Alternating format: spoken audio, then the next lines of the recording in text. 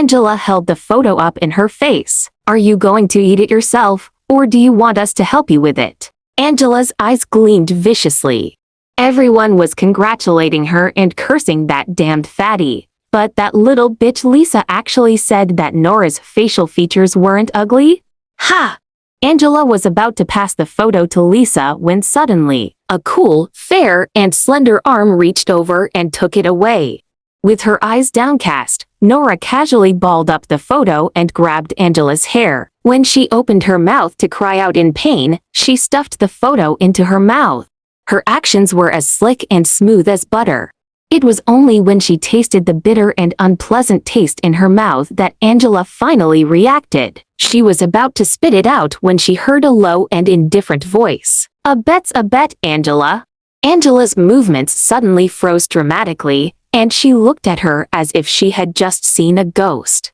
The girl wore a simple white shirt with jeans, which made her legs look long and her waist slender.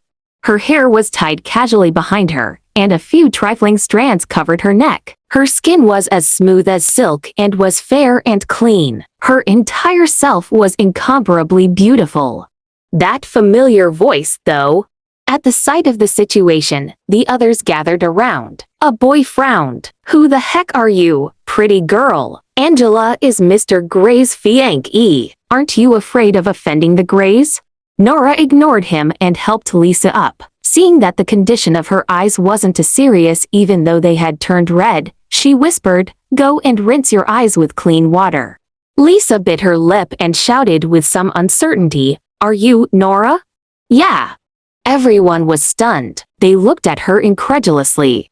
Someone subconsciously spoke. "That fatty's actually this stunning after she lost weight?" Everyone looked at Angela again. She was actually pretty good looking and could be said to be rather beautiful. She had always been proud of her looks. However, in this instant, as she stood next to Nora, she instead seemed a little dull. The look in their eyes made Angela feel as if she had been given a few slaps across the cheek, and her face was burning hot. She had deliberately told the fatty to come back and annul the engagement during her birthday party just to let everyone see that she, Angela, was so much more beautiful than Nora. But now, she had become the joke instead. What happened? Nora's father strode over with his current wife. When he saw Nora, he was taken aback. Surprised, he called out, "Nora?" His elder daughter was actually so beautiful after she slimmed down. The light in Angela's eyes flickered at the sight. Suddenly, she broke into tears and took out the photo from her mouth. "Nora, I know you're unhappy that Anthony is breaking off his engagement with you. You can continue to hit me." Her sobs snapped their father back to reality, and he reached out to hit Nora without any warning. "Nora, Anthony is breaking off his engagement with you because of your immoral behavior and premarital pregnancy. You were the one who didn't know better. What does your sister have to do with it?" Nora felt the depths of her heart turning cold. 5 years ago, her biased father's heartlessness had thoroughly broken her heart. She was about to avoid the slap when her stepmother, Wendy Simpson, unexpectedly came forward and stopped her father. "There are so many people watching, Henry. Don't forget the more important matter." The more important matter. Henry Smith suppressed his anger and spat, "Come upstairs with me." In the study, Henry, Wendy, and Angela sat together.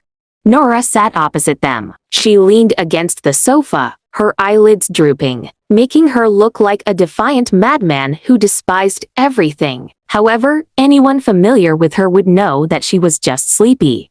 Henry went straight to the point. "Nora, the Grays have agreed to annul the engagement, and your sister is also going to marry into the Grays. It's your sister's birthday today. Why don't you give her the company that your mother left behind as a wedding and birthday gift?" Angela said eagerly, "Your premarital pregnancy has embarrassed the Smiths, and also caused the Grays to be the subject of ridicule for so many years. Take it as you're compensating us by giving me the company." Henry threw the contract that he had prepared in advance over and ordered, "This is an ownership transfer agreement. Sign it." Nora's eyes were cold. The Smiths had obviously been the ones who didn't want to annul the engagement because they wanted to climb up the social ladder. The Greys had also refused to annul it for some reason. Yet everything was now her fault? Besides, everything that the Smiths had was left behind by her mother. Not only were they hogging the house, but they didn't intend to spare even the company now. Their insatiable greed was disgusting. She looked up slightly and said coolly, "No." As if a cat with its tail trampled on, Angela shouted sharply, "Nora, what do you mean by that?" Nora glanced outside. It was getting late. She wanted to go back and sleep with Cherry, so she went to the point and said, "Calling off the engagement, okay. Wedding gift, nope." Then, she stood up and walked out. "Stand right there, Nora," Henry yelled angrily. Unfortunately, Nora turned a deaf ear to him. When she reached the front porch, Angela came chasing after her and blocked her path. "Tell me, Nora, do you have no intention to annul the engagement at all because you can't bear to give up Anthony?" Nora found her annoying. "Get out of the way." "So, that's really what you're thinking. You're so shameless." Angela reached out her hand and sent it flying toward her face arrogantly and unreasonably. The next moment, however, Nora grabbed her wrist.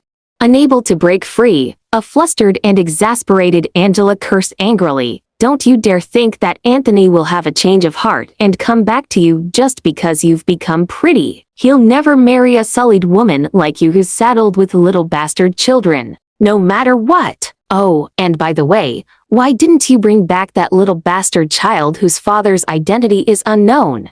Smack! With all her strength, Nora returned to her a ruthless slap of her own. Her pupils were very dark, and she looked like a demon crawling out of hell. "Cherry is not a bastard child. If I ever hear you spouting nonsense again, I'm not holding back." After leaving behind a warning, she turned and left. Angela's cheek stung fiercely. She widened her eyes in shock and was so scared that she seemed to have even forgotten to cry. Neon lights flickered at night in California. Nora sat in the cab with her eyes closed and rested. Light flickered on her face, shining and dimming erratically, giving off a feeling of loneliness. Unknown father, little bastard child. These two phrases made her sigh in melancholy. It was still a mystery how she had become pregnant 5 years ago. She had no clue as to who Cherry's father was. "We're here," the cabbie's voice interrupted Nora's thoughts. She had only just alighted and entered the hotel when a row of bodyguards suddenly rushed out in front of her and stopped her at the side. "Please step aside." Many people who were stopped speculated in low voices. "What is Mr. Hunt going out for when it's already so late? I heard that the Hunt's sole grandson wanted moose cake." When Nora stretched out her hand to yawn, she immediately saw a tall and noble figure striding out of the elevator with a boy about 5 or 6 years old in his arms. The man kept his gaze straight as he walked forward. However, when he passed by Nora, he suddenly stopped. He looked at her with a deep gaze and said in a deep voice, "Miss Smith." Nora paused mid-yawn.